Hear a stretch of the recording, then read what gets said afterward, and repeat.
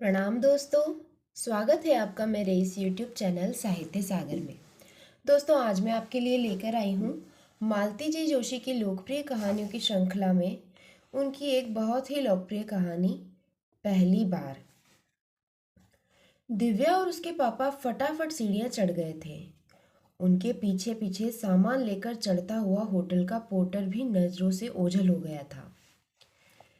मैं ही बोझिल कदमों से एक एक सीढ़ी गिनकर पार कर रही थी। इतनी खींच हो रही थी, कोई लिफ्ट वाला होटल ही ढूंढ लेते तो क्या बिगड़ जाता। पर कभी कभी कंजूसी की हद कर देते हैं ये। 15-20 सीढ़ियों के बाद मोड़ से पहले एक चौड़ी सी लैंडिंग थी। वहीं खड़े होकर थोड़ा सुस्ताने का इरादा किया तो देखा, वहां पहले से ही कोई खड़ा है। शायद मेरे विलंबित आरोहण के कारण बेचारे को जबरदस्ती यह विश्राम करना पड़ा है। क्षमा याचना की मुद्रा में मैंने हंसकर देखा तो देखती ही रह गई। स्मृति की कोई किरण वहां भी कौंध गई होगी, क्योंकि दूसरे ही क्षण आश्चर्य वहां भी मुखर हो उठा। अरे सुमन, तुम सुमन ही हो ना? मैंने स्वीकारोक्ति में सिर हिला दिया। मुझे पहचाना? मैं कल्पना नाथ जी का श्रवण हूँ। पहचान तो लिया था, पर इतने दिन हो गए हैं ना, इसी से एकदम। वही तो, तुम जब तक एकदम पास नहीं आ गई मुझे स्ट्राइक ही नहीं हुआ। होता भी कैसे, पहले वाला मुझ में कुछ रहा भी है। अब चलूं मैंने कहा। नहीं तो वे सोचेंगे पता नहीं मुझे क्या हो गया। अच्छा सी यू, उसने हाथ उठाकर कहा और वह नीचे उतर आया। मेरे पैर मन मन भर के हो आए थे। किसी तरह अपने को ठेल ठाल कर मैं ऊपर पहुंची। ऊपर वे लोग सचमुच चिंतित हो उठे थे। दिव्या तो जीने के सिरे तक आ पहुंची थी। कहाँ रह गई थी मम्मा? सुस्ता रही थी रे थोड़ा। होटल है कि ग्वालियर का किला, मेरा तो चढ़ते चढ़ते दम फूल गया। दिव्या ने ममता से मेरा हाथ थाम लिया और कमरे में लेवा ले गई। श्रीमान जी आराम से आराम कुर्सी पर लेटकर अपनी थकान मिटा रहे थे। सामने वाली दूसरी कुर्सी में मैं धंस गई। सांस धोंकने की तरह चल रही थी। आंखें मूंद कर लेटी रही मैं। ये कुछ पूछ रहे थे, पर उत्तर देने लायक शक्ति मुझ में शेष नहीं रही थी। लेकिन बस मुश्किल से 5-7 मिनट और मैं हड़बड़ाकर उठ खड़ी हुई। अपनी चाबियां टटोलते हुए मैंने कहा, दिव्या बाथरूम में देख तो जरा, नल आ रहा होगा तो नहा लूंगी, तभी जाकर सफर की थकान तरेगी। नहा लेना, ऐसी भी क्या जल्दी है, चाय तो ले लो पहले, इन्होंने कहा। आपकी चाय पता नहीं किस जन्म में आएगी, मैंने भुनभुनाकर कहा और कपड़े लेकर बाथरूम में चली गई। दरवाज़ा बंद करके सबसे पहले दीवार में लगे आईने में अपना प्रतिबिंब देखा। 36 घंटों के प्रवास से लस्त पस्त थका हारा रंग उड़ा अपना चेहरा देखते ही मुझे रोना आ गया। क्या आज ही इसी समय उसका सामना होना जरूरी था? क्या सोचा होगा उसने? जरूर एक राहत की सांस ली होगी। वर्षों पहले लिए गए अपने निर्णय पर अपनी ही पीठ ठोक ली होगी। फिर तो जैसे जिद सवार हो गई मुझ पर। देर तक बैठी नहाती रही, मल मल कर बालों की गर्द धोती रही, ठंडे पानी के छींटे दे देकर चेहरे की मुर्दनी मिटाती रही। दरवाजे पर दस्तक न होती तो मैं पता नहीं कितनी देर नहाती रहती। मन को जैसे संतोष ही न रहा था।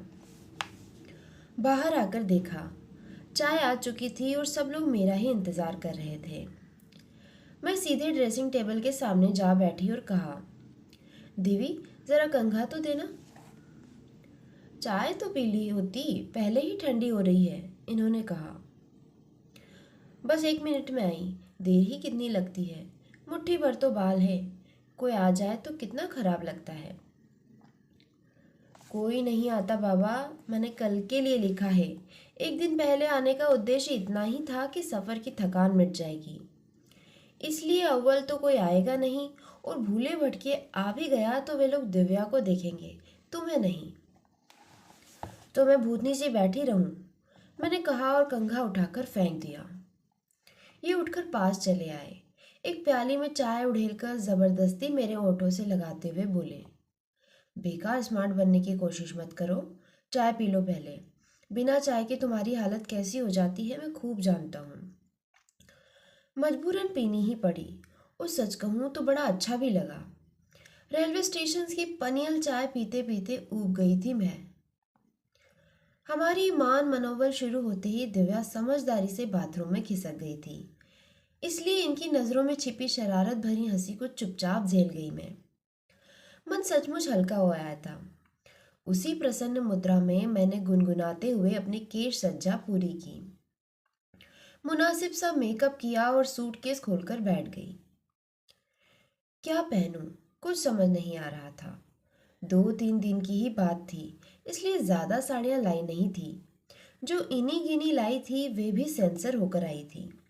उन्हें पलट पुलट कर देखा और लड़कियों पर इतनी खींच हो आई। प्रिया तो सचमुच बहुत ज़्यादा बॉसिंग करने लगी है आजकल। इतनी दखलंदाजी कि मैं तंग आ जाती हूँ। इस साड़ी में तो फटी लगती हो, ये रंग गॉडी है, ये कूड है, ये तो बहुत ओल्ड फैशन्ड है। लोग ठीक ही कहते हैं, लड़की बड़ी हो जाए तो माँ का पहनना ओढ़ना छूट जाता है। घर में साड़ियों से अलमारी भरी पड़ी है, पर साथ आई है तो वही 2-3 सिल्क, एक लखनवी चिकन, एक चंदेरी जरी, एक फूल वायल। इस तरह मेरा सूटकेस जमाया गया है। हताश होकर मैंने ढक्कन गिरा दिया। वे दाढ़ी बना रहे थे। चौंक कर बोले, क्या हुआ? कुछ नहीं, थक गई हूँ, थोड़ी देर लेटूंगी। अब आई ना रास्ते पर। वही तो मैं सोच रहा था कि इतने लंबे सफर के बाद तुम में इतनी फुर्ती बाकी कैसे है। अपने कष्ट साध्य जूड़े की परवाह न करते हुए मैं पलंग पर लेट गई। उसी समय दिव्या नहाकर निकली। पापा अब आप निपट लीजिए, मैंने कपड़े रख दिए हैं। मैं विस्मय विमुग्ध सी अपनी ही बिटिया को निहारती रह गई। उसके काले घने बाल सारी पीठ पर फैले हुए थे। उनसे टप टप करती मोती की सी बूंदें टपक रही थी। उसके सद्य स्नान शरीर में महक के स्रोत फूट रहे थे। धुला धुला चेहरा किसी ताजे खिले फूल की तरह दमक रहा था, वैसा ही अम्लान सुगंध की किरणें बिखेरता हुआ। उसका ये भीगा भीगा रूप अपलक निहारते हुए मैं सोच रही थी, कहाँ खो जाती है चेहरे की ये ताजगी, ये निश्चल हंसी, आंखों की ये लजीली स्वप्निलता, देह की यह कमनीयता। समय का निर्मम लुटेरा सब कुछ छीनकर कहाँ ले जाता है, क्यों ले जाता है। कब आंख लग गई पता ही नहीं चला। दिव्या की पुकार पर ही तंद्रा टूटी। वो कह रही थी, माँ उठो ना, तैयार हो लो। कहाँ चलना है? मैंने उबासी लेते हुए पूछा। यूं ही घूमने, शहर का एक राउंड लगा लेंगे। अब मैंने ठीक से आंखें खोलकर देखा, दोनों बन ठन कर तैयार खड़े थे। मैं ना चलूँ तो? दरअसल बहुत थक गई हूँ। क्यों, अब क्या हो गया? थोड़ी देर पहले तो बहुत स्मार्ट बन रही थी। ये भला मौका क्यों चुकने लगे? मुझे भी ताव आ गया। हाँ, स्मार्ट बनने की कोशिश कर रही थी पर नहीं बन सकी, क्योंकि मैं एक निहायत सुस्त फूहड़ और बोधी लड़की हूँ। लड़की? दिव्या ने कहा और हथेलियों में मुंह छिपाकर फिक से हंस दी। इतना गुस्सा आया। देवी, ये बोले। एक हमारे सुपरवाइजर थे हांडा साहब। जब भी बीवी का जिक्र करते कहते, मंजीत की मम्मी बड़ी सीधी लड़की है, वेरी इनोसेंट। एक ही किस्सा इसे कितनी बार सुनाएंगे आप? मैंने चीख कर कहा। मुझे लड़ने का मूड आ रहा था। एक आध नए चुटकुले याद कर लीजिए, कम से कम सुनने वाला तो बोर ना हो। एक नया जोक सुनाए देवी, एकदम असली है। यह उसी खिलंदड़े स्वर में बोले। तुम्हारी माँ की एक सहेली थी, मिसेस पॉल। हमेशा कहती, I am very lucky Mrs Dubey, मेरे पास बड़ा अच्छा हस्बैंड है। ई, दिव्या ने सिहरते हुए कहा। हस्बैंड न हुआ, घरेलू नौकर हो गया। वैसे सिद्धांत रूप से दोनों में फर्क तो कुछ भी नहीं है, इन्होंने कृत्रिम गंभीरता से कहा। और पापा के इस अभिनय पर दिव्या खिलखिलाकर हंस दी। मेरा बेवजह खून खौल गया। अब ये जरा जरा सी बात पर खीखी करना बंद करो, छोटे नहीं हो अब तुम। उसकी हंसी अध बीच में ही लुप्त हो गई। चेहरा बुझ सा गया। इन्हें शायद अच्छा नहीं लगा। बोले, come on baby, let us move. अपनी माँ से कहो हम लोगों के लौटने तक मूड ठीक करके रखे, ताकि शाम का खाना शांति से हो सके। दरवाज़ा एक धमाके के साथ बंद करके वे लोग चले गए। वो आवाज़ मेरे कलेजे पर हथौड़े की तरह पड़ी। मैं तिलमिला उठी। सच, इतना ऑफ होने की क्या ज़रूरत थी? दिव्या की वो निश्चल हंसी मेरा कौन सा जख्म कुरेद गई थी। ज़रा ज़रा सी बात पर खिलखिलाने की उम्र बहुत पीछे छूट गई थी। क्या इसलिए मैं शुद्ध थी? पहले आती थी हर बात पर हंसी, अब किसी बात पर नहीं आती। वल्लाह, सुमन जी ये क्या हो रहा है? यानी कि आप तो शेरो शायरी पर उतर आई। क्या पता अभी आप गुनगुनाने लगे। इसलिए खड़ा रहा कि तुम मुझे पुकार लो, या सुबह न आई शाम न आई, जिस दिन तेरी याद न आई। सचमुच मुझे क्या हुआ जा रहा था। मन के किसी कोने से ढेर सारे गीत होठों पर उतर आए थे। मैं अपनी गृहस्थी में डूबी बाल बच्चों से घिरी एक घरेलू औरत एकदम काव्यमय हो उठी थी। इसी बिल्डिंग में इसी मंजिल पर किसी के होने का एहसास मेरी पूरी चेतना को झांकृत कर गया था। क्या इसी को प्रेम कहते हैं? यदि हाँ, तो यह एहसास इतने दिनों तक कहाँ दुबक गया था? स्मृति की दहलीज पर खड़ी यह शर्मीली लड़की इतने दिनों कहाँ थी? और अगर ये प्रेम नहीं है तो ये बेचैनी, ये बेकली क्यों? सच, कोई अनाम सा रिश्ता भी तो नहीं है इस व्यक्ति के साथ। हाँ, एक मजबूत रिश्ता जोड़ने की कोशिश जरूर थी, पर उसमें भी मेरा अपना योगदान कितना था? सब बुजुर्गों की मेहरबानी थी।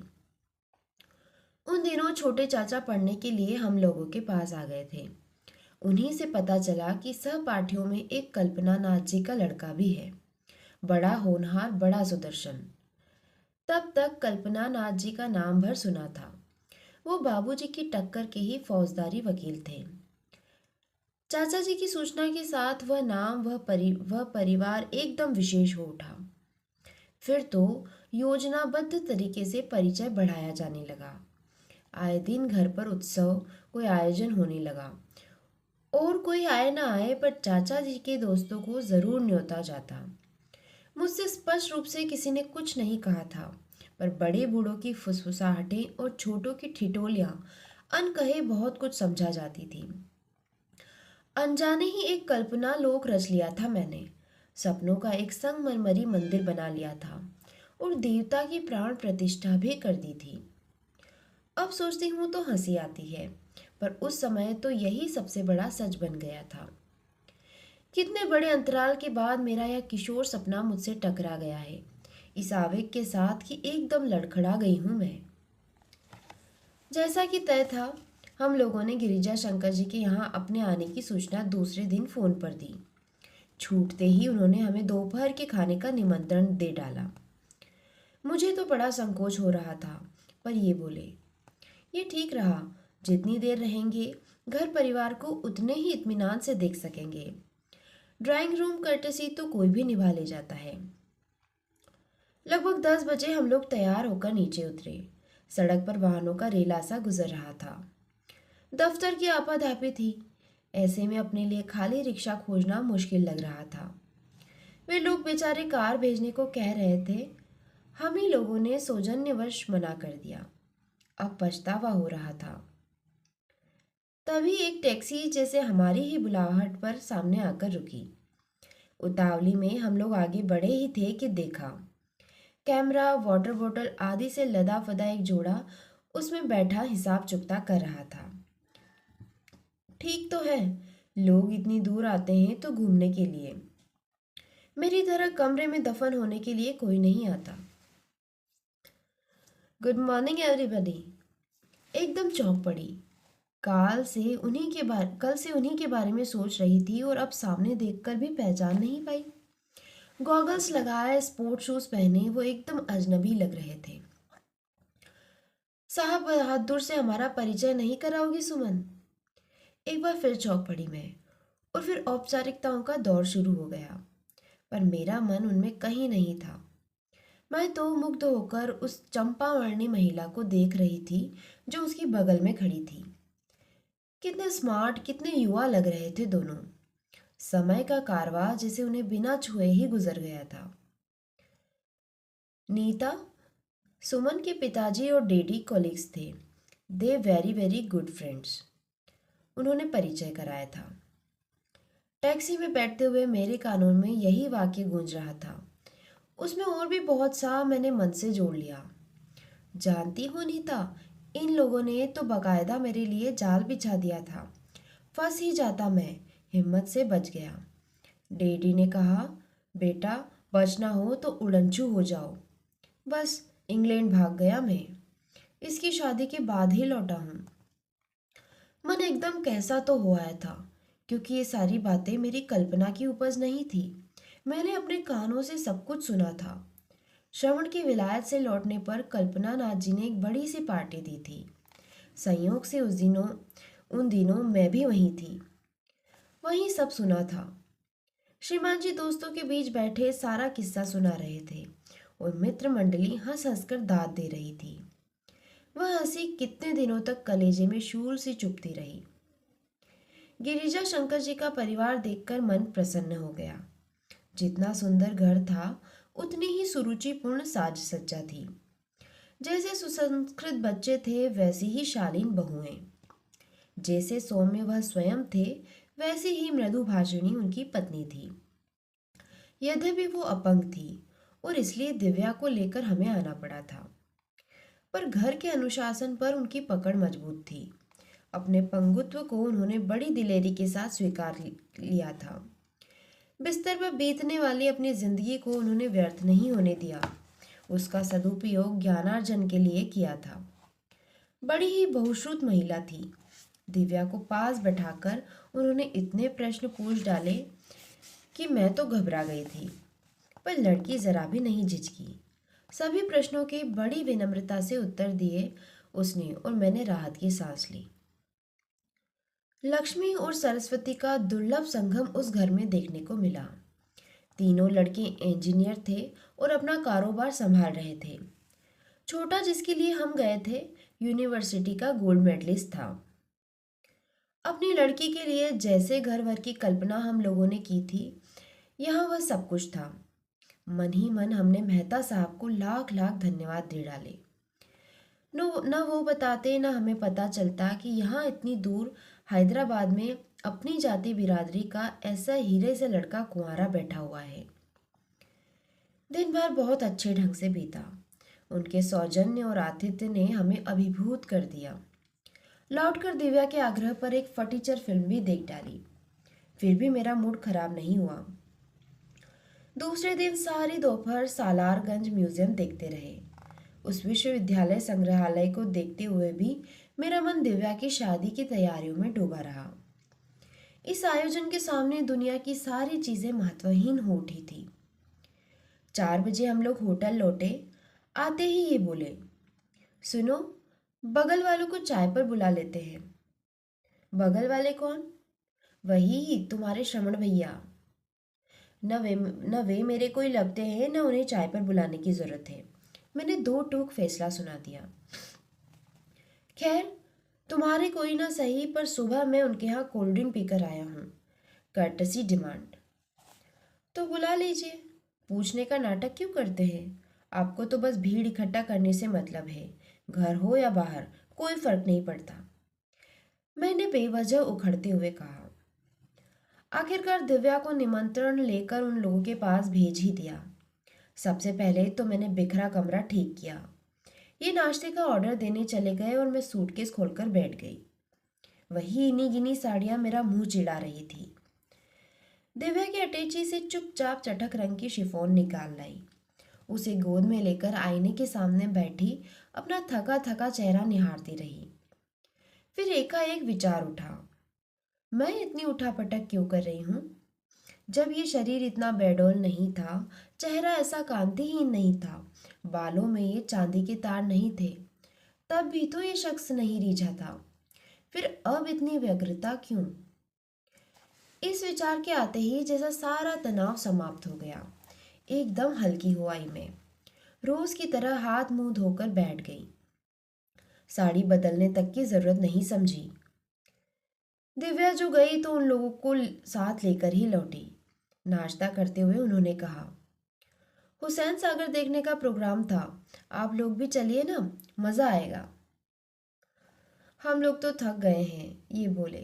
खासकर श्रीमती जी का घूमने का कोटा आज खत्म हो गया है। हाँ, अब दिव्या को जरूर ले जाइए। वो तो एकदम किलक उठी। जब तक सब लोग चाय पीते रहे वो तैयार भी हो ली। वही चटक जामुनी शिफॉन उसने पहनी थी।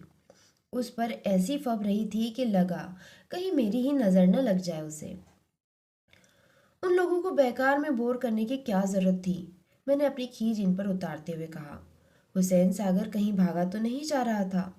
दिव्या बाद में भी देख लेती। कुछ देर तक वह मुझे घूरते रहे, फिर गंभीर स्वर में बोले, थोड़ा दिमाग में भी रखता हूँ सुमन। मुझे क्या एकदम बेवकूफ़ ही समझ लिया है तुमने? लड़की बेचारी बोर हो रही थी इसलिए भेज दिया। लेकिन लेकिन तुम्हें इतना संकोच क्यों हो रहा है? वे लोग क्या हनीमून ट्रिप पर आए हैं? हाई स्कूल में पढ़ने वाला लड़का घर छोड़कर आए हैं, पता है? और दिव्या बार बार तो इतनी दूर आ नहीं सकती। जो देखना चाहती है देख लेने दो। मतलब? वहां से रिफ्यूजल आ गया है, इन्होंने सपाट स्वर में कहा और मुंह फेर लिया। मस्तिष्क जैसे एकदम सुन्न हो गया। मुंह बाएं में देखती रह गई। बाद में उसी सपाट स्वर में वो मुझे बताते रहे कि कैसे सुबह गिरिजा शंकर जी का फोन आया था, कैसे वे लड़के की बेहूदगी के लिए क्षमा याचना करते रहे। कानों से उनके शब्द टकराते रहे, झेलती रही। पल भर में सुंदर शहर मेरे लिए नरक से भी बदतर हो गया। लगा अभी इसी क्षण इस दम घोटू वातावरण से निकल पड़ूं। रिजर्वेशन जाए भाड़ में। मैं जरा बाजार होकर आता हूँ। इनका स्वर एकदम सामान्य सा था। प्रिया और कपिल के लिए कुछ लेता आऊंगा। तुम लोग सामान समेट कर रखना, गाड़ी आज सुबह 7 बजे चल देती है। मैंने कोई उत्तर नहीं दिया। उन्हें शायद अपेक्षा भी नहीं थी। चुपचाप उठकर चल दिए। मैं मन ही मन सूटकेस में रखी अपनी उस निधि को टटोलती रही जो मैं इनसे छिपा कर लाई थी। सब कुछ ठीक ठाक हो जाता तो मेरा इरादा लगे हाथ शगुन भी कर लेने का था। अंगूठी तक मैं साथ में लाई थी। कमरे का एकांत जब असह्य हो उठा तब मैं बाहर गैलरी में आकर खड़ी हो गई।